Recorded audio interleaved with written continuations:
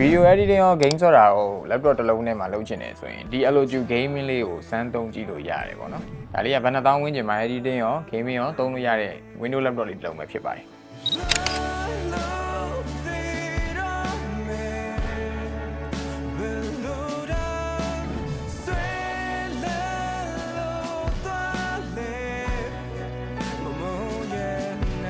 မင်္ဂလာပါကျွန်တော် NAS ကနေမိတ်ဆွေကိုပြန်ပြီးတော့ကြိုဆိုလိုက်ပါတယ်ကျွန်တော် NAS က laptop လေးတွေရဲ့အကြောင်းအရာလေးတွေ video လေးတွေမလုပ်တာတော်တော်မှကြာသွားပြီပေါ့နော်ကြားထဲမှာ device ရိုက်ဖို့ device မရှိတာရောမအားတာရောပေါ့နော်ဒီ post လေးပဲတင်ပေးဖြစ်တယ် laptop နဲ့ပတ်သက်တဲ့ video အကြောင်းအရာလေးမတင်ဖြစ်တာတော်တော်လေးကြာသွားတယ်အဲ့တော့ဒီကျွန်တော်ရှိမှရှိနေတဲ့ Lenovo Alloju 15AR P9 ဆိုတဲ့ model လေးနဲ့တူပြန်လာပြီးဖြစ်ကြောင်းကိုသင်ကောင်းပါပြစေကျွန်တော်တို့နောက်ပိုင်း laptop နဲ့ပတ်သက်တဲ့ video တွေ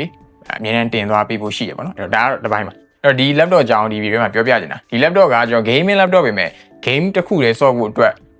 ရည်ရွယ်ထားတဲ့ဟာမဟုတ်ဘူးပေါ့နော်ဘာဖြစ်လို့လဲဆိုတော့သူ့မှာဒီလိုမျိုးချိုးချပြီးတော့ခောက်လိုက်လို့ရတာလေပြီးတော့ design ဘိုင်းကအခုမြင်နေတဲ့အတိုင်းပဲလုံးဝလှတယ်ဗျာဟိုအယောင်ကအစ design လုပ်ပြီးတိုင်းပုံစံအစလှတာမျိုးဒါတွေအကုန်လုံးကဒီ game ဆော့မဲ့လူတယောက်ကိုအတွက်ကိုပဲဦးစားပေးတာမဟုတ်ဘူးပေါ့နော်ဘယ်သူတွေကိုအတွက်ပါရည်ရွယ်ပြီးထုတ်ထားလဲဆိုတော့video editor တွေ graphic designer တွေနောက်တစ်ခုက productivity သုံးမဲ့လူတွေအတွက်ပါ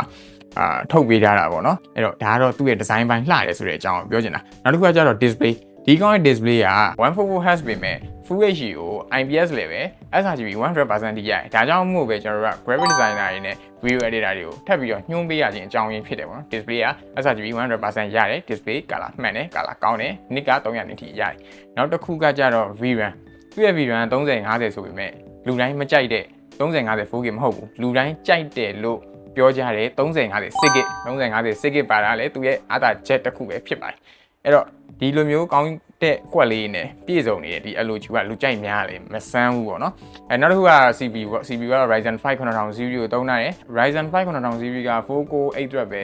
ပါတယ်လို့ဟိုပြောလို့ရပါမယ်သူ့အနေနဲ့သူ့ကိုနဲ့သူ့ဆန်game ဆိုတော့ဖြစ်အဲ့ရင်းလောက်တာပဲဖြစ်ဖြစ်အဆင်ပြေလို့တော့ပြောလို့ရတယ်ဒါပေမဲ့တချို့ gaming laptop တွေမှာတော့ CPU လေးကပို့ပြီးတော့ပို့တောင်းတာပေါ့နော်6-coreအနည်းဆုံး6-core 12 thread ပါတယ်ပေါ့နော်ဒီကောင်တော့ 4-core 8 thread ပဲပါတာဖြစ်ပါတယ်ပြီးတော့ RAM ပေါ့နော်ဒီကောင်ရဲ့ default RAM က 12GB တခါတည်းပါလာတယ်အဲ့တော့မှ 32GB ကျွန်တော်တို့ထပ်ပြီးတော့ site ပြီးတော့သုံးလို့ရမယ် 32GB ဒီ maximum support လုပ်တာပေါ့ဒီကောင်တော့ original 12GB ပါမယ်အဲမှာ one slot free လုပ်မယ်M2 SSD 512လည်းဒီထဲမှာပါတယ်ဒီချိန်မှာတော့512ကလုံလောက်သေးတယ် 1TB ပါတော့ပိုကောင်းတာပေါ့ဒါပေမဲ့ဒီကောင်တော့512ဒီကောင်လေးရဲ့ဈေးတော့ကျွန်တော် NAS မှာရောင်းပေးမဲ့ဈေးက2300ဝန်းကျင်ပေါ့2300 500အဖြစ်ချင်းပြောရင်2300 900အဖြစ်ချင်းပြောမယ်ဒါဖြစ်မလဲတော့ကျွန်တော် post ချိန်ကြရင်တော့ကြည့်ပေါ့နော် post လည်းတင်ပြီးပါပြီထင်ပါတယ်အဲ့တော့ဒီကောင်လေးက official runny ကလည်းအနည်းငယ်ကြံအောင်မယ်body condition နေနဲ့တော့ကျွန်တော် NAS ကနေပြီးတော့ဒီကောင်အပွန်းစင်းလေးနည်းပါတာဖြစ်တဲ့ကြောင့် body condition ကိုကျွန်တော်97လောက်တော့ပေးတယ် battery ကလည်း